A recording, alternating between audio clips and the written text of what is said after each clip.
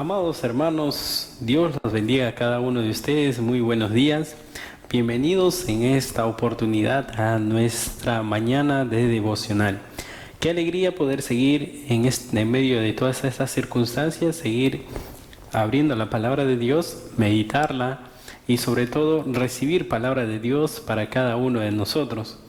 Y continuando con lo que hemos estado llevando o estudiando con respecto al Evangelio de San Mateo, habíamos dicho las señales del fin de nuestro Señor Jesucristo en el capítulo 24. Cuando nosotros llegamos al capítulo 26, ahí el Señor Jesucristo instituye o instaura una de las ceremonias más solemnes que cada primer domingo de cada mes nosotros también lo celebramos. Y me refiero a la Cena del Señor o a la Santa Cena o a la Mesa del Señor. Pero en este suceso ocurre algo muy increíble, algo muy visto a todas luces y sobre todo algo muy ceremonioso, porque vemos el corazón de Jesucristo frente a sus discípulos, y para esto el Señor Jesucristo no lo hace de una manera así aleatoria, sino que está previamente premeditado, y todo, absolutamente todo, incluso hasta la recepción del lugar donde Él iba a estar juntamente con sus discípulos, también estaba previamente planificado. Vemos así que el Señor Jesucristo únicamente se ciñe a la voluntad de Dios Padre. Y nosotros podemos ver en el capítulo 26, versículo 17, nos dice: el primer día de la fiesta de los panes sin levadura, vinieron los discípulos a Jesús diciéndole: ¿dónde quieres que preparemos para que comamos la Pascua? Ahora, ¿qué es la Pascua? Mi amado hermano, la Pascua solamente es una manera de recordar aquel acontecimiento grandioso cuando Dios liberó a su nación, a su pueblo, a la nación judía de la esclavitud de Egipto. Sí, lógicamente cuando Moisés atravesó con toda la nación hebrea, con todos los judíos, e incluso abrió el mar y estuvieron en el desierto, y la manera en cómo Dios pudo liberarlos tras las 10 plagas que nosotros conocemos que ocurrieron en la nación de Egipto. Este acontecimiento es histórico, y los hebreos habían realizado o realizaban esta ceremonia con el fin de recordar la liberación de la esclavitud por parte de los egipcios. Entonces, ¿dónde quieres que preparemos para que comas la Pascua?, dicen sus discípulos a Jesucristo.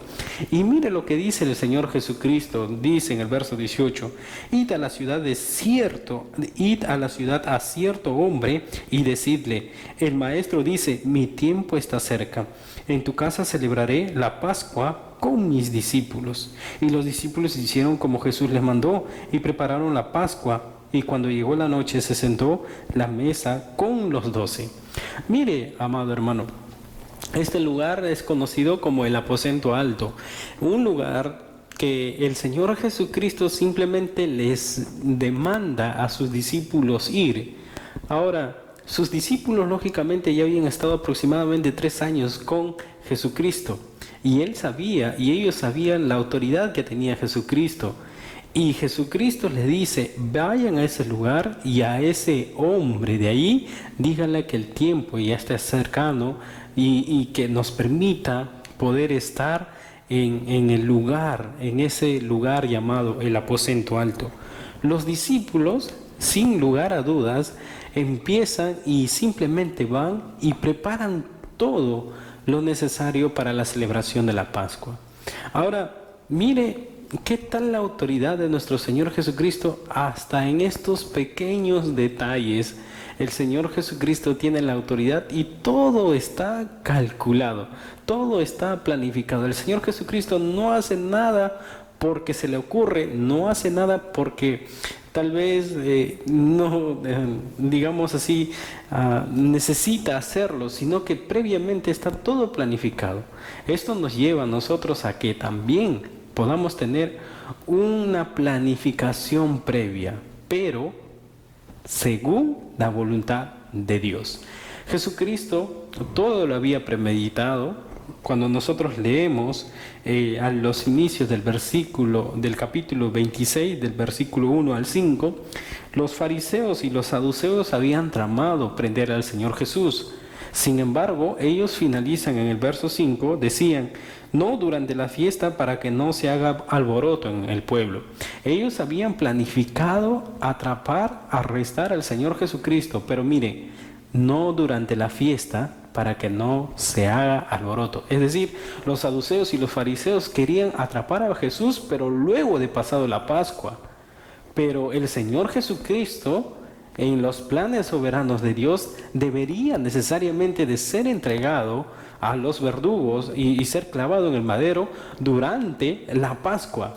Ahora, el Señor Jesucristo, por lo tanto, tiene autoridad por encima incluso de los planes propios de las personas.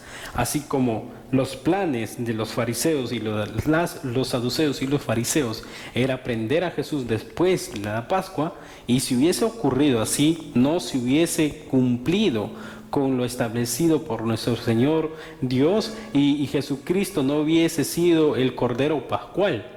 Sin embargo, sí o sí debería haber sido el Señor Jesucristo, el Cordero Pascual, aquel Cordero que iba a morir por el sacrificio de cada uno de nosotros. Por lo tanto, todo este acontecimiento sucede durante, no después, sino durante la Pascua.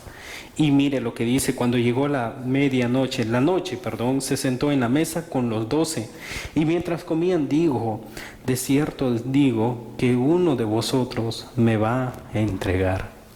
Imagínense en ese momento que el Señor Jesucristo está con los 12 y de pronto están como toda la mesa, ¿no? Yo me imagino al Señor Jesucristo recordando tal vez con sus discípulos y tal vez de alguna manera conversando con ellos, riendo con ellos, alegrándose, gozándose, y de pronto el Señor Jesucristo dice: de cierto os digo que uno de vosotros me va a entregar. ¿Qué tensión habrá habido en ese momento cuando el Señor Jesucristo dijo esto? Todas las personas seguramente se pusieron silencio en ese momento. Todas las personas habrán visto atentamente al Señor Jesucristo y habrán dicho dentro de sí: ¿cómo? ¿Quién? ¿Quién se atrevería a entregar a nuestro Maestro? ¿Quién se atrevería a entregar a nuestro Mesías? ¿Quién se atrevería dentro de nosotros a darle la espalda a nuestro Señor Jesucristo? Y yo estoy seguro que los discípulos no se miraban a sí mismos como tal vez aquellos quienes le iban a dar la espalda al Señor Jesucristo, sino que se miraban entre ellos y de alguna manera empezaban a decir: capaz él, capaz él, capaz él.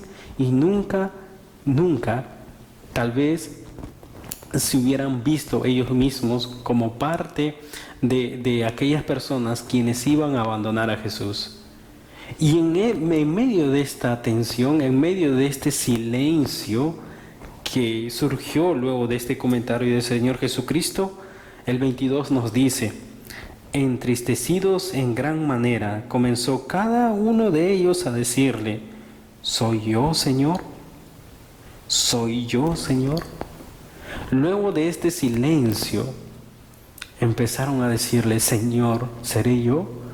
Y sabe, uno de los evangelios nos dice que Pedro empieza. Yo lo digo que Pedro empieza porque Pedro era el líder, aquella persona que daba la primera palabra, aquella persona que decía: mientras que todos te pueden abandonar, yo jamás te abandonaré, Maestro. Pedro pudo haber dicho el primero cuando dice: ¿soy yo, Señor? Y mire esta palabrita, le pregunta: Señor, ¿seré yo? Y uno tras otro vinieron a preguntarle: Señor, ¿seré yo? Señor, ¿seré yo? Luego de este silencio hubo algo en sus corazones y empezaron a preguntarse: quizás pueda ser yo quien traicione al Maestro. Y le preguntaron al Señor Jesús. El 23 dice: entonces él respondiendo dijo: el que mete la mano conmigo en el plato, ese me va a entregar. A la verdad, el Hijo del Hombre va según está escrito de él, mas ay de aquel hombre por quien el Hijo del Hombre es entregado. Bueno le fuere a ese hombre no haber nacido. Entonces respondiendo Judas, el que le entregaba, dijo: soy yo, maestro. Y le dijo: tú lo has dicho. Amados hermanos, si bien es cierto han estado los 12 ahí, si bien es cierto que los 12 estaban expectantes a lo que iba a decir el maestro, uno de ellos no le dice Señor a Jesús. Uno de ellos simplemente le dice: ¿seré yo maestro? Y mire, ¿cuál es la diferencia en que yo le diga al Señor Jesús Señor y le diga o lo considere como mi maestro? Todos los discípulos, uno tras otro, le dicen: ¿seré yo Señor? Ellos están afirmando que son esclavos de Jesucristo, porque cuando nosotros nos hacemos o cuando decimos que Jesús es el Señor, nosotros no tenemos autoridad sobre nuestra vida. Le estamos entregando nuestros deseos, nuestras motivaciones, nuestras acciones, absolutamente cada área de nuestra vida. Pero cuando decimos a Jesús o lo consideramos únicamente como nuestro maestro, estamos diciendo que Él es como un profesor de aula, que viene, me enseña, adquiero conocimiento y si yo quiero lo aplico, pero no tiene más incumbencia en mi persona. Y Judas era uno de ellos. Y usted de seguro se ha dado cuenta por qué Judas no consideraba a Jesús como su Señor. Porque Judas tenía otro plan diferente al de nuestro Señor Jesucristo. Es por eso que aun a pesar de estar junto con la santidad, no le convirtió a Judas en una persona santa. Y eso nos va a convertir a nosotros también, mi amado hermano, por más que nosotros tal vez podamos leer la Biblia, por más que nosotros podamos conectarnos a los cultos y a los grupos de conexión. Eso no me va a llevar a mí a tener una vida santa si no estoy dispuesto a convertir al Señor Jesucristo como mi Señor personal. Si yo no le rindo en totalidad mi vida a Jesucristo, nada de lo que yo pueda hacer me va a hacer libre de la esclavitud del pecado. Si yo priorizo las cosas que yo quiero por encima de las que Dios quiere para mí, entonces simplemente estoy considerando a Jesús como mi maestro, como aquel profesor que enseña cosas bonitas. Pero Jesucristo no simplemente vino para enseñarnos cosas bonitas, vino para transformar nuestros corazones, para hacernos nuevas criaturas. Con Cristo juntamente estamos crucificados, ya no vivimos nosotros, Cristo vive en nosotros, mi amado hermano. Ahora yo ya no vivo mi vida, yo le doy la autoridad a Cristo para que viva mi vida. Es por eso de que yo quiero enojarme, pero Jesucristo me dice que no debería de enojarme, o que no pase la amargura o el enojo todo un día completo. No, sino que perdone inmediatamente.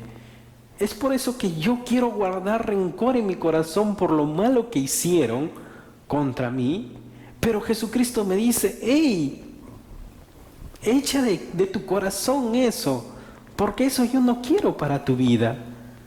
Es por eso que cuando yo quiero mirar a otra mujer que no es mi esposa, Jesucristo me dice: hey, ¿qué estás haciendo? Estás quebrantando los mandamientos de mi Padre. Así que tu única mirada tiene que ser a tu esposa, nadie más.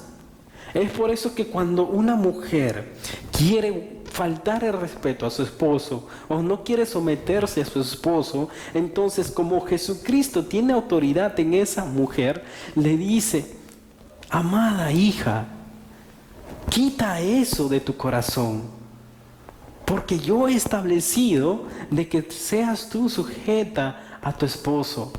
Y cuando tú no te sujetas, entonces quien está predominando en tu corazón no es Jesucristo, sino eres tú misma, eres tú mismo. Amado hermano, estar cerca de la santidad no nos convierte en santos. A menos que Jesucristo mismo more en nosotros, a menos que la santidad misma repose en nuestros corazones, no podremos ser santos. Jesucristo es el único quien nos puede dar esa santidad. Jesucristo es el único quien nos puede hacer libres de la esclavitud del pecado. Y aún a pesar de que Jesucristo le dice a Judas, tú lo has dicho. Quizás los discípulos no se daban cuenta de la conversación que tenía Jesús o con Judas, o quizás pasaron por alto esta conversación. Judas sabía muy bien a lo que se refería Jesús. Sin embargo, también pasó por alto. A pesar de lo que le dijo, tú lo has dicho. Mire lo que dice el verso 26. Y mientras comía, tomó Jesús el pan y bendijo y lo partió y dio a sus discípulos y dijo, tomad, comed, esto es mi cuerpo. Y tomando la copa y bebiendo, dando gracias, le dio diciendo, bebed de ella todos, porque esta es mi sangre del nuevo pacto, que por muchos es derramada para remisión de los pecados. Y os digo que desde ahora no beberé más de este fruto de la vid hasta aquel día en que lo beba nuevo con vosotros en el reino de mi Padre. La Biblia nos enseña de que Jesucristo nos está esperando a nosotros como hijos de Dios en un acontecimiento grandioso y glorioso que se denomina las bodas del Cordero. El Señor Jesucristo le había dado una advertencia a Judas. Tú lo has dicho, le dijo. Judas hubiera tenido la posibilidad de reflexionar en ese momento y de hacer las cosas bien. Sin embargo, no lo hizo. Ahora, ¿quién de nosotros está libre de pecado? Ninguno de nosotros. Sin embargo, en esta mañana Jesucristo nos dice, tú puedes ser uno de aquellos quien me va a faltar o que me va a dar la espalda. Pero ¿sabes algo? Si tú estás conmigo, no lo vas a hacer. No confíes en tu fuerza, no confíes en lo que el mundo te ofrece. No veas lo que el mundo te ofrece.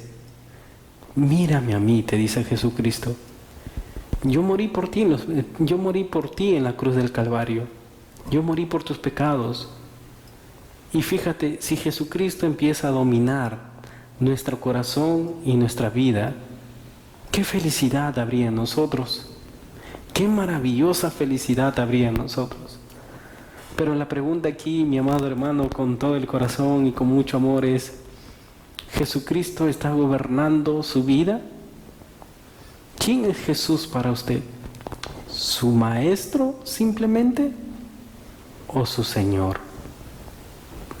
¿Quién es Jesús para usted? ¿Su sanador únicamente o su Señor? ¿Quién es Jesús para usted? ¿Su proveedor únicamente o su Señor? ¿Cuál de estos tiene más peso? Lógicamente que si nosotros hacemos Señor a nuestro amado Jesús, lógicamente esto tiene más peso, porque Él vive en mí, convive conmigo. Él hace lo mejor en mi vida. Y yo sé que cuando Él mora en mi corazón, lo demás es añadidura. Su palabra nos dice, busca el reino de Dios y su justicia.